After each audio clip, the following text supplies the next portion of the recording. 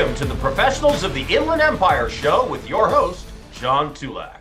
Everyone, and welcome to another podcast edition of Professionals of the Inland Empire, affectionately known as PIE, P-I-E.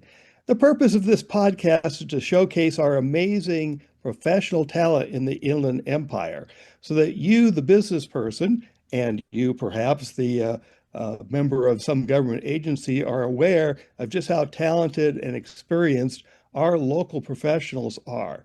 And we're going to be covering a variety of professionals across all different spectrums, from law to banking to accounting to human resources and so on, over the course of this podcast series, which is going to go on for about a year, because we have over 100 members of Provisors, the premier networking community in the United States. It's by invitation only. You have to have the right stuff to be a member of Provisors. I'm John Tulac. I'm your host. I'm an international business attorney located in Claremont. But I'm not in Claremont today. I'm in Calgary, Canada for the Rotary International Annual Convention. I'm a longtime Rotarian, and the convention is a fabulous opportunity to meet with close to 15,000 of our fellow Rotarians from all around the world. If you don't know about Rotary, it's easy to look up. It's called Rotary International. This is an international service organization, 1.2 million members in almost every country in the world, except places like Iran and North Korea, where they don't want us. And that's fine with us for now, anyhow. But we do service above South. That means we're engaged in doing projects everywhere to make our communities better, stronger, healthier, safer, environmentally better, you name it, we're involved in it. Our big mission is ending polio, and we are this close to ending wild polio in the world. It's found only in Afghanistan and in Pakistan and two very remote parts of those countries. So we're pretty proud of that effort, and every dollar we do raise is matched by the Gates Foundation. So this is a major undertaking that you can support even if you're not a member of Rotary. But I digress. Today, I have two really outstanding professionals in the HR field. Aileen Angulo is actually an HR consultant who's involved in what you would traditionally consider the HR field. In other words, compliance, which in California is increasingly difficult, complicated, time-consuming, expensive. Oh, maybe I should leave this to you, Aileen. And Nicole Trugman, who's on the friendlier side of dealing with HR matters because she's dealing with employee benefit plans and how you design those that they are just right for your organization. So welcome, Aileen and Nicole. I'm really happy to have you on this podcast today. Thank you for having us. Aileen, I think I will like to start with you. Tell us a little bit about yourself and what you do in your field of being an HR consultant. What I do in my field, I've actually been in HR it's been well over 25 years. And for purposes of where this started, I've actually started in manufacturing, distribution, aftermarket organizations, even some automotive. And mainly when I got started in this profession, it was very much by chance. I met my mentor at that organization that provided manufacturing solutions, and she was just phenomenal at what she did and left a mark on me. And that's really where my love for HR really began all those years ago. So tell me a little bit about what you do and how you do it.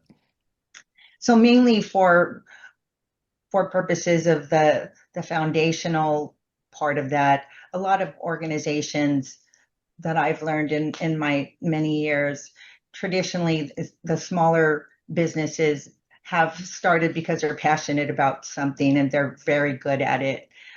Where I find the opportunities lie is that they traditionally have some blind spots, especially when it comes to compliance, because they're really focused on doing that good work that they do, but aren't necessarily always aware of what they don't know.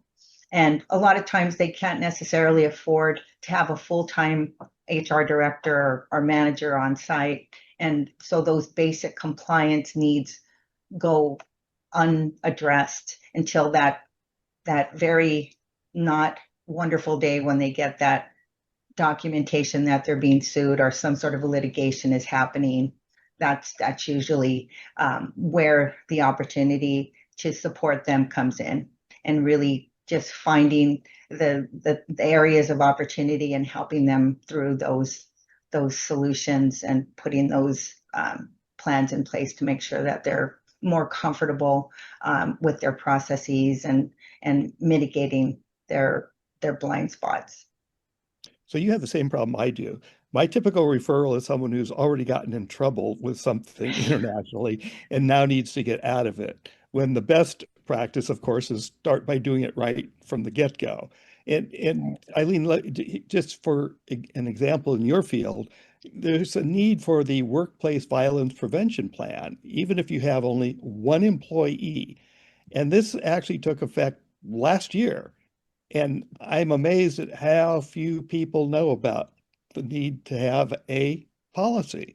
So this is the kind of thing that you help people understand, that here are all these things you have to do. And if you don't know how to do them, I do. I can help you. Is Right. that a good summary? Yes, and they just simplifying the process for them. I think a lot of times when they don't understand it or it just seems so overwhelming, that's when I think they tend to move to other projects. And knowing that there's solutions out there that simplify that for them at a fraction of the price tag definitely makes it easier to engage and have that peace of mind for sure. Okay. Well, Nicole, let's look a little bit into your field of work. I mean, it seems to me like, from my understanding, here there be benefits, but it's really super complicated to say, yeah, here are the kinds of benefits that get offered to employees, but an owner would have no clue how you go about doing that without expert help. So tell us what you do and how you do it, how you got there. Yeah, so I made a career change in my mid-30s, so I've been doing this about 15 years, and it is tough. It's the second largest line item on any employer's budget. It's their employee benefits. And you have those employers that are offering benefits because they have to and they want to spend the most minimal amount possible. And then you have those that want to be best in class employers and they need top talent in their organizations in order for their businesses to be successful. So every employer is very different. Budgets are very different, needs are very different. And the most challenging part, especially in California, is the cost of benefits is going up. And unless you're willing to make some funding arrangement changes or look at benefits differently, you're going to ultimately continue to pay your people through their benefits, which is now starting to pull on wage increases or bonuses, or maybe it's retirement distributions. It pulls on everything. And unless you're highly strategic and you're putting in place the offering that you want to offer as an employer and you look at everything holistically, it gets really confusing. And a lot of times I see many employers offering benefits that their employees don't even value or want. And that becomes even more expensive for them. So is it really a smart move to survey the employees, particularly if it's a larger organization? I would think as to what they value, and especially if it's really a small one with only a handful of employees, you really want to look at what they really need to define a plan, right?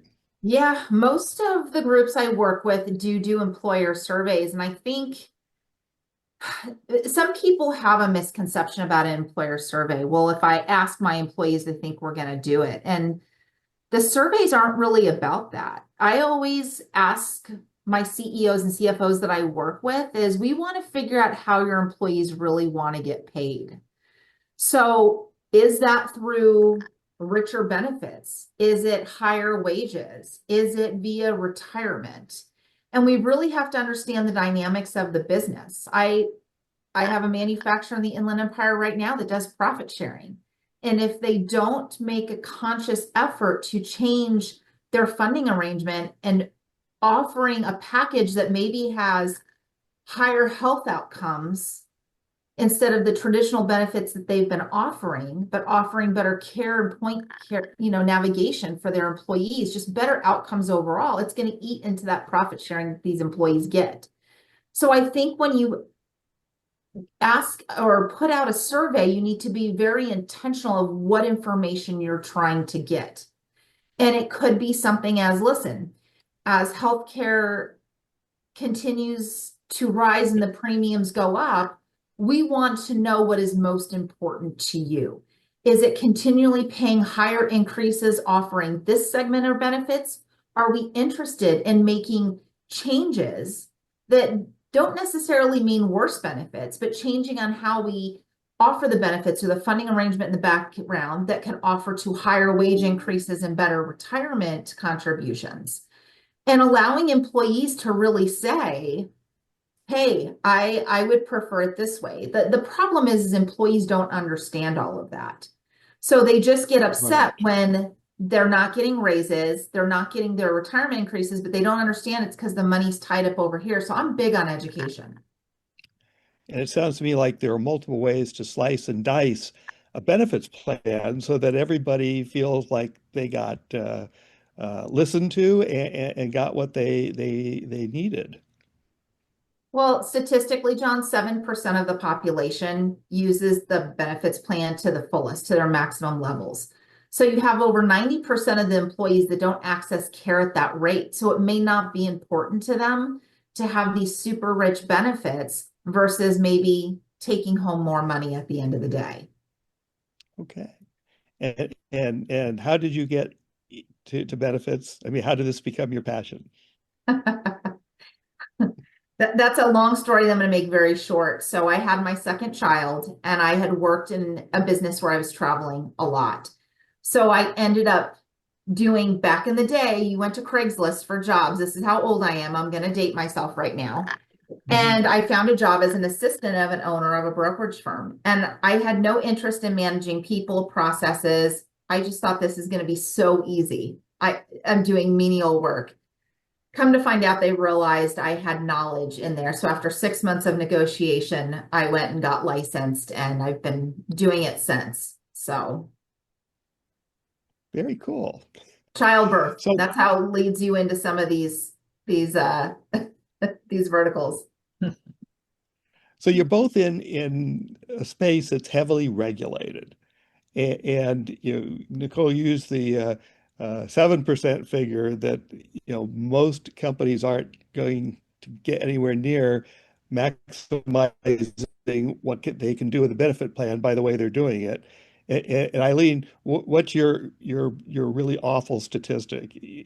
Some low percentage or high percentage number about how they're doing everything wrong until they It's get actually extra not. help. It's fairly low. It's 5%. 5% is 5%. you spend on the top 5% of your talent and the bottom 5% of your challenges. And that's where a lot of organizations focus, because traditionally you're drawn to that 5% that's challenging you and really giving you, that those gaps in your service offerings, because maybe you don't have the right individuals in place, or they're not performing at the level that they should, or maybe they just were never given the proper training.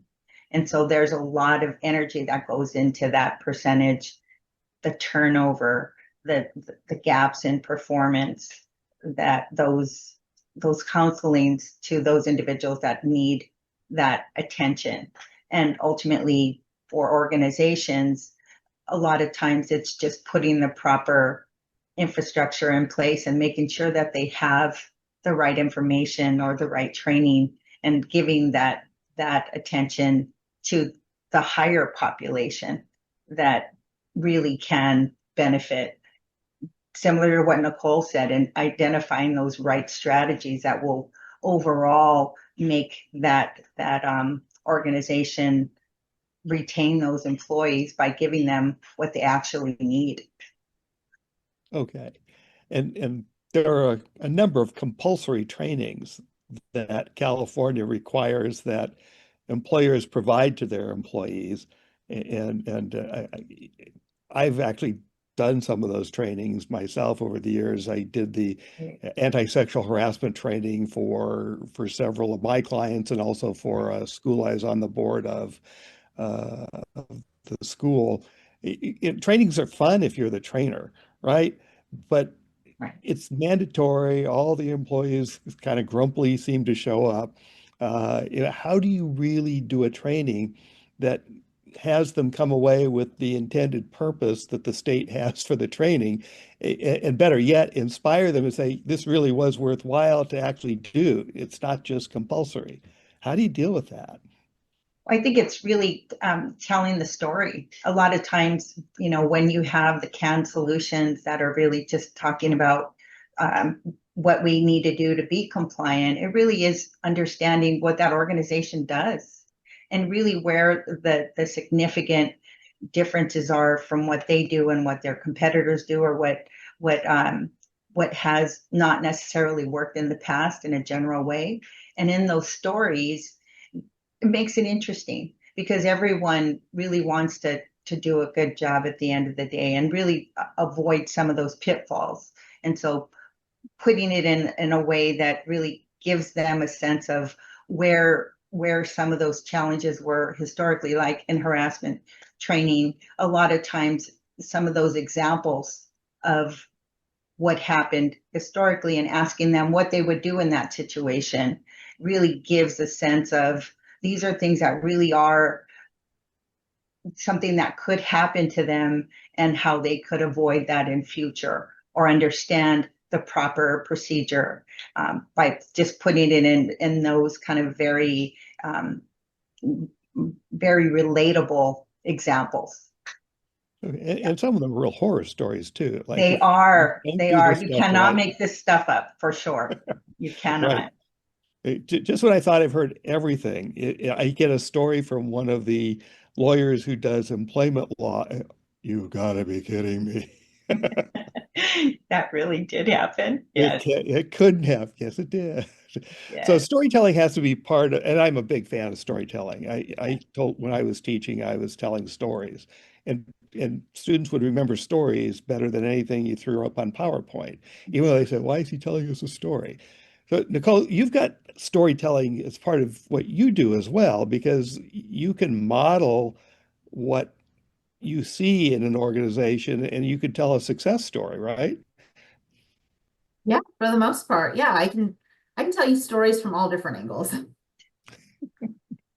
And I'm sure there are the ones where things go horribly wrong as well, even with the best of intentions with trying to put something together.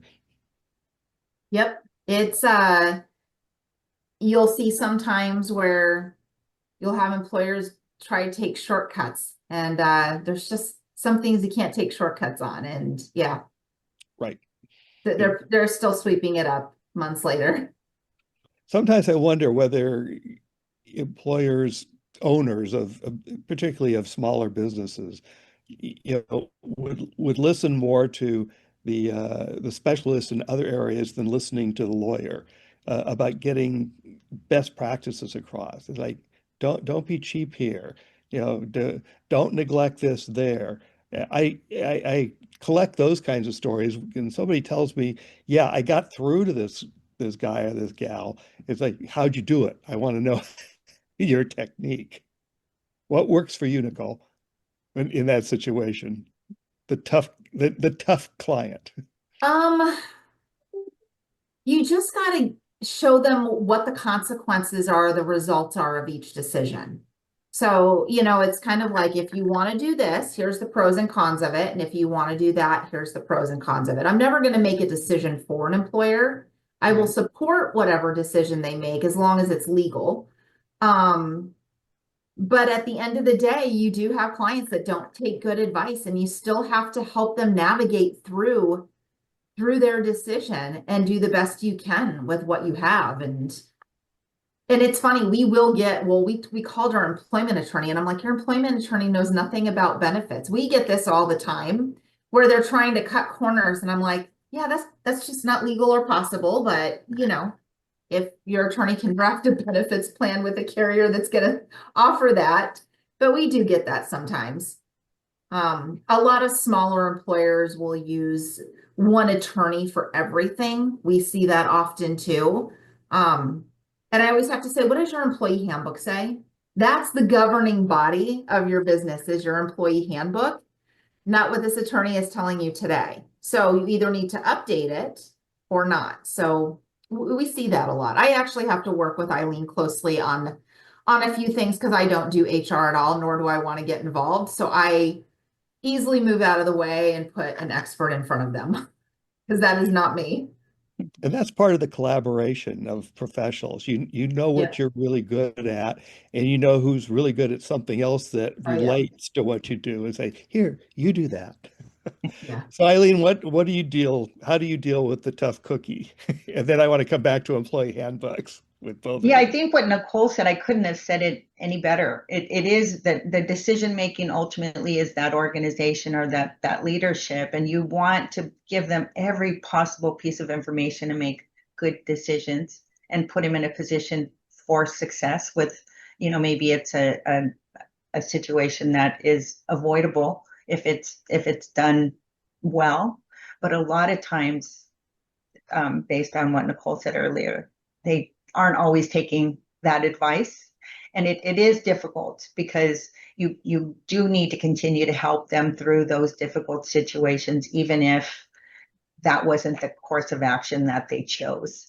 So it's sometimes an opportunity to be able to say, you know, that didn't go as well this time, but these are some of the things that we can put in place to make sure we avoid that in future. And a lot of times what's happening is there's laws that are changing every year. You mentioned the workplace violence earlier, John, and I think a lot of times what's happening is organizations aren't addressing them in a timely manner, and then something happens that makes that more of a priority. And just kind of being that advocate for let's put this in place, or let's address this sooner than later, because these are some of the things. And you put numbers in front of those individuals, and they do see the differences in what that could mean when you're in a situation where there's a lawsuit involved versus looking at putting this in place today. There's huge differences there, you know, avoiding some of the fines that could be part of that as well for not having your plan in place, those types of things. So I think just really being that, you know, painting the picture of what the reality could be, not to be having a conversation that's always in a negative way, but just really preventing some of those opportunities from happening, kind of putting those guardrails in place is what I would say. Just making sure that organizations can see that by going in this course of action, this is what the potential of what could happen. And then the opposite of that is the potential of avoiding that by doing these things. So just trying to really give them good information to make the best possible decisions. That makes sense. So the employee handbook, I'm sure that's one of the first things that you want to see, Eileen, with a new assignment. And Nicole, you've got to see it as well, particularly if someone is looking at revising, changing a benefits plan. So most of the employee plans, handbooks that I've seen, unless it's come from a pretty good size organization, are pretty awful. Is that your experience as well? Yes, and what I find is that a lot of organizations just want you to take a look and just revise it. In those examples that you use, it's pretty awful. You want to be as kind as possible, but really saying, you know, you really, if you really want to put yourself in the best possible position, this is probably something we need to start over. Or in some cases, it is just a matter of if they've gotten the right foundation.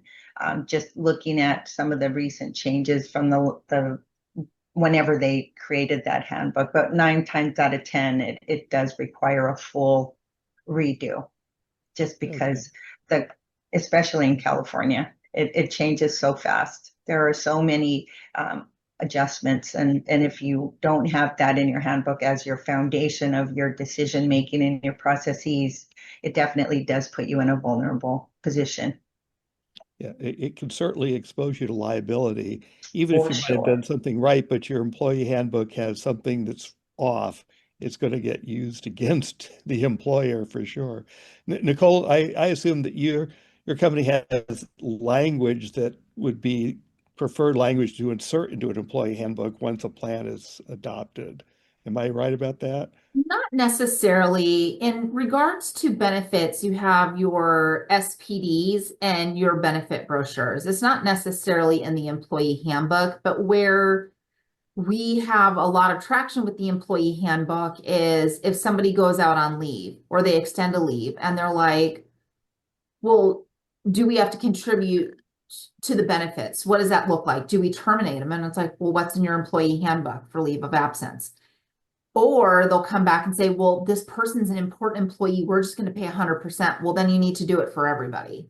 You can't have one-off scenarios. You have to be really consistent. So they'll say, well, what does the carrier say? The carrier wants to know what's in your employee handbook.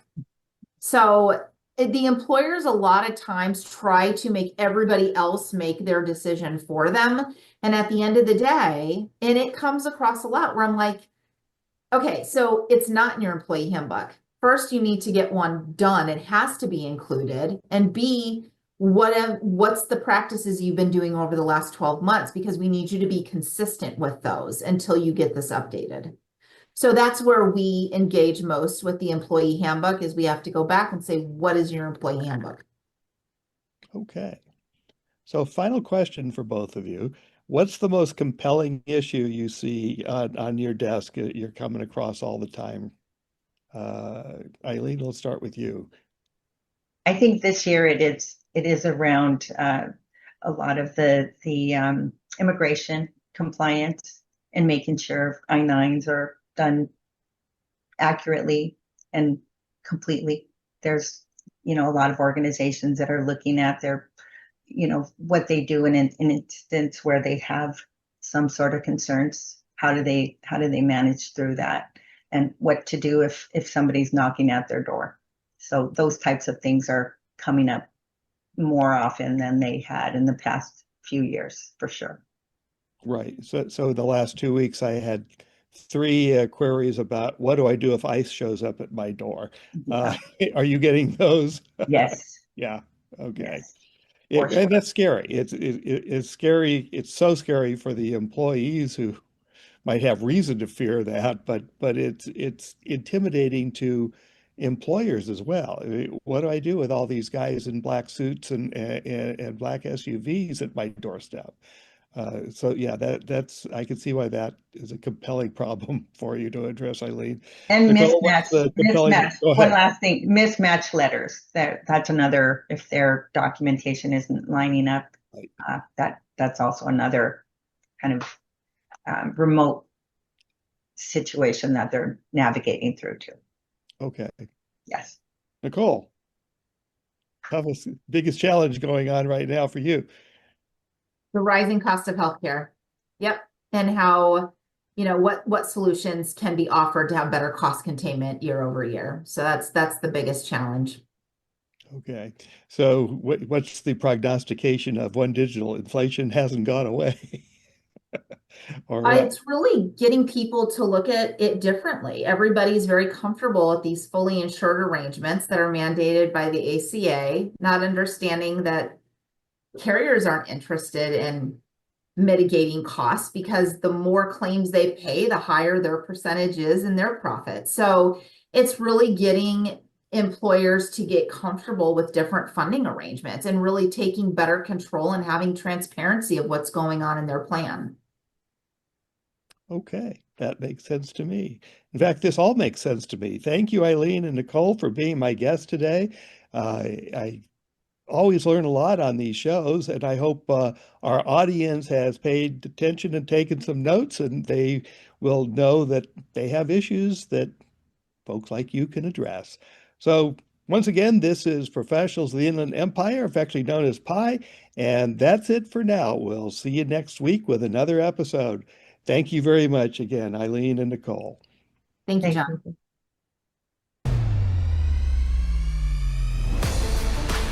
Thanks for watching or listening to, depending on the case, the Professionals of the Inland Empire show with your host, John W. Tulac. If you have a suggestion for a guest, email him at jwtulac, that's JWTULAC, @gmail.com. jwtulac @gmail.com.